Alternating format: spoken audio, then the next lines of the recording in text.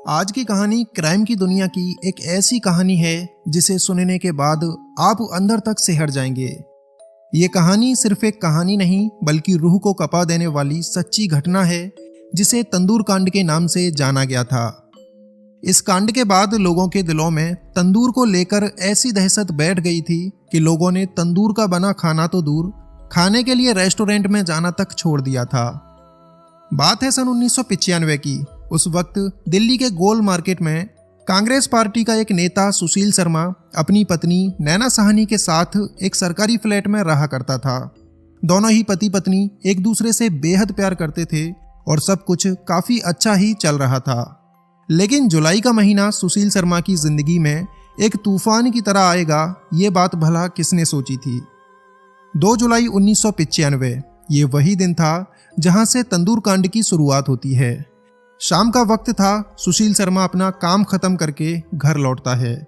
जैसे ही सुशील शर्मा घर के अंदर एंटर होता है तो उसकी पत्नी नैना साहनी फोन पर किसी से बात कर रही थी। अचानक अपने पति को सामने देख नैना साहनी चौंक जाती है और जब सुशील शर्मा पूछता है कि फोन किसका था तो नैना साहनी रॉन्ग नंबर बताकर चुपचाप से किचन में चली जाती है। अब अपनी पत्नी का ये जवाब सुनकर सुशील शर्मा को उस पर शक हो जाता है, क्योंकि नैना साहनी का एक कॉलेज फ्रेंड हुआ करता था मतलूम करीम, जिसके ऊपर सुशील शर्मा को पहले से ही शक था। अब जैसे ही नैना साहनी किचन में पहुंचती है तो इधर सुशील शर्मा फोन पर डायल किए गए नंबर को रीडायल करता है और जैसे ही वो रिसीवर को कान पर लगाता है तो उसका ये शक यकीन में बदल जाता है, क्योंकि फोन पर जिसकी आवाज सुशील शर्मा को सुनाई देती है वो कोई और नहीं मतलूम करीम की ही आवाज थी। यानी कि साफ हो जाता है कि नैना साहनी अपने पति की गैर मौजूदगी में मतलूम करीम से बात करती थी। इसके बाद तो गुस्से में सुशील शर्मा फोन रखता है और जल्दी से नैना साहनी के पास जाकर उससे पूछता है कि तुमने मुझसे झूठ क्यों बोला और आखिर क्यों तुम उस मतलूम करीम से बात करती हो। सुशील शर्मा की ये बातें सुनकर नैना भी उसके सामने अपनी बात रखती है, लेकिन नैना की बातें और तर्क सुनकर सुशील शर्मा गुस्से में और भी ज्यादा पागल हो जाता है, जिसके बाद वो अपनी पिस्टल निकालता है और उस पिस्टल से नैना साहनी के ऊपर 3 फायर करता है। पहली गोली छत में जाकर लगती है जिससे नैना बच जाती है, लेकिन दूसरी गोली उसकी गर्दन पर और तीसरी गोली उसके सर में जाकर लगती है, जिसके बाद तुरंत मौके पर ही नैना की मौत हो जाती है। अब नैना साहनी के मरते ही सुशील शर्मा को एहसास होता है कि उसके हाथों ये सब क्या हो गया और वो जोर जोर से वहीं पर रोने लगता है। इसके बाद सुशील शर्मा को समझ आ जाता है कि वो अब नहीं बचेगा और वो बहुत ही ज्यादा परेशान होने लगता है, क्योंकि वो एक बड़ी पार्टी का नेता भी था, इसलिए बात काफी बड़ी हो चुकी थी। तो अब सुशील शर्मा भागकर अंदर जाता है और अंदर से एक बड़ी बोरी निकालकर लाता है जिसमें कि लाश को रखा जा सके। फिर बोरी के अंदर नैना साहनी की लाश को डालकर उसे घसीटते हुए अपनी कार के पास में ले जाता है, जो कि उस वक्त सुशील शर्मा के पास एक मारुति कार थी और उसी मारुति कार की डिग्गी में वो उस लाश को रख देता है। अब सुशील शर्मा का मकसद था किसी सुनसान जगह पर जाकर इस लाश को कहीं फेंक देना, इसीलिए वो अपनी कार को स्टार्ट करके अपने मकसद को अंजाम देने के लिए निकल जाता है। कार चलाते हुए सुशील शर्मा काफी देर तक यूं ही घूमता रहता है, लेकिन कहीं भी उसे ऐसी जगह नहीं मिलती जहां पर वो इस लाश को ठिकाने लगा सके और इसी फिराग में भटकते हुए काफी रात हो जाती है। अब काफी देर भटकने के बाद सुशील शर्मा के दिमाग में एक आइडिया आता है और वो तुरंत अपनी कार को आईटीओ पुल की तरफ मोड़ देता है, क्योंकि उसने अपने दिमाग में सोच रखा था कि आईटीओ पुल के ऊपर से वो नैना साहनी की लाश को नीचे यमुना में फेंक देगा। अब काफी रात के टाइम सुशील शर्मा आईटीओ पुल के ऊपर आकर अपनी कार को साइड में खड़ी करता है, लेकिन वो देखता है कि इतनी रात में भी यहाँ पर काफी ट्रैफिक होता है, जिसके चलते वो डर जाता है। क्योंकि सुशील शर्मा एक नेता था, इसलिए अच्छे से लोग उसे जानते थे, तो ये जाहिर था कि लाश को फेंकते हुए कोई ना कोई उसे देख ही लेता।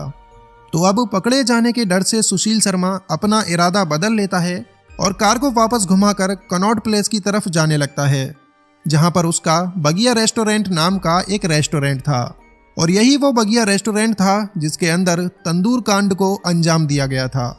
सुशील शर्मा सबसे पहले अपनी कार को बगिया रेस्टोरेंट में पार्क करता है और भागते हुए सीधे रेस्टोरेंट के अंदर चला जाता है। अंदर जाकर सुशील शर्मा देखता है कि अंदर बहुत सारे लोग खाना खा रहे थे अब क्योंकि इस रेस्टोरेंट में 12-1 बजे तक तो भीड़ रहती ही थी और अभी सिर्फ 10 या 10:30 बजे का ही टाइम हुआ था। तो अब जल्दी से सुशील शर्मा केशव के पास जाता है, जो कि उसका बहुत खास आदमी था और केशव ही बगिया रेस्टोरेंट को संभालता था। तो सुशील शर्मा तुरंत ही केशव से रेस्टोरेंट को बंद करने का बोलता है और कहता है कि अब किसी को भी खाना मत देना, सबसे ये बोल दो कि खाना खत्म हो चुका है। इस पर केशव सुशील शर्मा से कहता है कि सर, अभी तो लोगों की भीड़ आ रही है और हमारे पास में खाना भी बहुत पड़ा हुआ है, आखिर अभी से रेस्टोरेंट को कैसे बंद कर दें। इस पर सुशील शर्मा गुस्से में भड़क जाता है और केशव से कहता है कि मैंने बोल दिया ना, रेस्टोरेंट अभी बंद करना है तो बस कर दो। जिसके बाद केशव भी समझ जाता है कि जरूर कुछ ना कुछ तो गड़बड़ है, इसीलिए वो बाहर जाकर नए ग्राहकों को अंदर आने से मना कर देता है और जल्दी से खाना खिलाकर उन ग्राहकों को भी बाहर कर देता है जो पहले से ही खाना खा रहे थे। साथ ही साथ रेस्टोरेंट में काम कर रहे सभी वर्कर को भी घर भेज देता है, जिसके बाद रेस्टोरेंट का शटर गिराकर सारी लाइटें भी बंद कर दी जाती हैं। अब इस रेस्टोरेंट के अंदर सुशील शर्मा और केशव के अलावा कोई नहीं होता। तभी सुशील शर्मा केशव को पूरी सच्चाई बता देता है कि उसके हाथों से अपनी ही पत्नी नैना साहनी का कत्ल हो गया है और उसकी लाश बाहर खड़ी कार में पड़ी है, जिसे किसी भी तरीके से ठिकाने लगाना होगा। अब सुशील शर्मा रेस्टोरेंट में बने तंदूर की ओर देखते हुए केशव से कहता है कि नैना की लाश को ठिकाने लगाने के लिए इस तंदूर से बेहतर कुछ नहीं होगा। हम इस तंदूर में डालकर ही लाश को पूरी तरह से खत्म कर सकते हैं। ये बात सुनते ही पहले तो केशव काफी घबरा जाता है, लेकिन क्योंकि वो सुशील शर्मा का बहुत करीबी था, इसीलिए सुशील की मदद करने के लिए तैयार हो जाता है।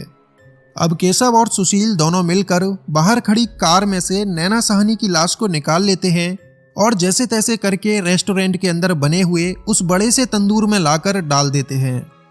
तंदूर के अंदर थोड़ी बहुत आग तो बनी हुई थी, क्योंकि कुछ देर पहले उसी तंदूर में रोटी बनाकर लोगों को खिलाई जा रही थी। लेकिन ये आग इतनी भी ज्यादा नहीं थी जिसमें कि एक इंसानी शरीर को जलाया जा सके।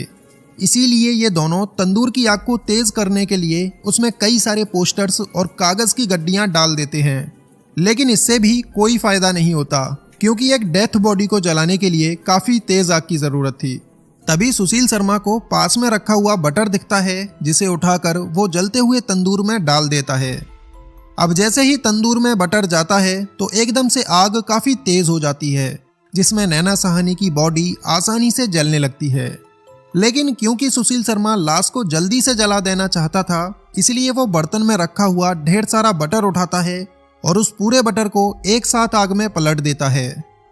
तंदूर में एक साथ इतना बटर गिरते ही आग बेकाबू होकर इतनी तेज जलने लगती है, जिसकी लपटें रेस्टोरेंट की दीवार के बाहर जाने लगती हैं और उस पूरे रेस्टोरेंट में ऐसा नज़ारा होता है जैसे उसमें भयंकर आग लग चुकी हो।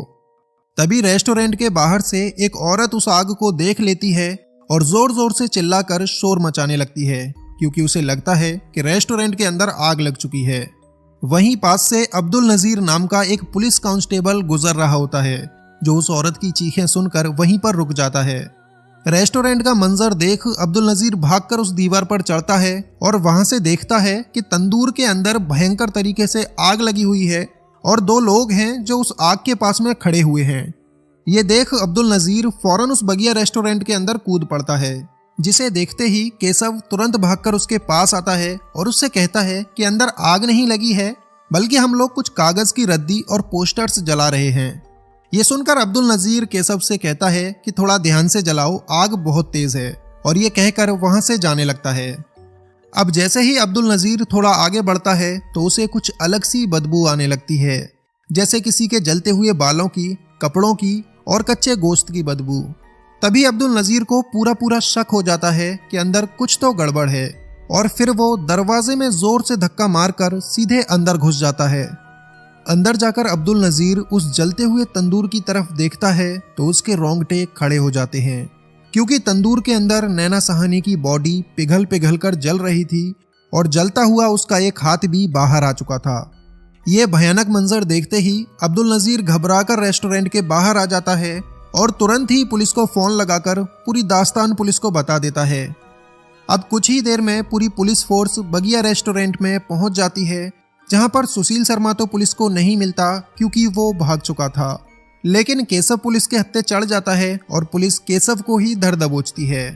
इसके बाद जलते हुए तंदूर की आग बुझाई जाती है, जिसके अंदर से नैना साहनी की जली हुई लाश बाहर आती है, जो लगभग पूरी तरह से जल चुकी थी। अब इस जली हुई लाश को ले जाकर पुलिस मॉर्चरी में रखवा देती है और केस की इन्वेस्टिगेशन में लग जाती है। बाद में ये खबर मतलूम करीम तक पहुंचती है तो मतलूम करीम भागकर आता है और डेथ बॉडी की एक उंगली में पहनी हुई अंगूठी को देखकर पहचान लेता है कि हाँ, यही नैना साहनी है। इसके बाद कुछ दिनों तक सुशील शर्मा अपना हुलिया बदलकर भागता फिरता है, लेकिन आखिर में पुलिस उसे पकड़ ही लेती है। बाद में कोर्ट इस केस को रेयरेस्ट ऑफ रेयर केस मानकर सुशील शर्मा को सजाए मौत यानी कि फांसी की सजा सुना देता है। हालांकि 2013 में जाकर सुप्रीम कोर्ट इस फांसी की सजा को उम्र कैद में भी बदल देता है, क्योंकि सुप्रीम कोर्ट का मानना यह था कि ये कत्ल एकदम और अचानक से हुआ, कोई पहले से सोची समझी साजिश नहीं थी, इसीलिए इस क्राइम में सजाए मौत देना गलत होगा। तो दोस्तों, ये थी हमारी आज की कहानी। आपकी इस पर क्या राय है नीचे कमेंट्स करके ज़रूर बताना। बाकी वीडियोस आपको पसंद आती हैं तो इन्हें लाइक किया करो, क्योंकि यही हमारा मोटिवेशन है। और अगर आप हमारी कोई भी वीडियो मिस करना नहीं चाहते हो तो चैनल को सब्सक्राइब करके बेल नोटिफिकेशन को ऑन ज़रूर कर लेना।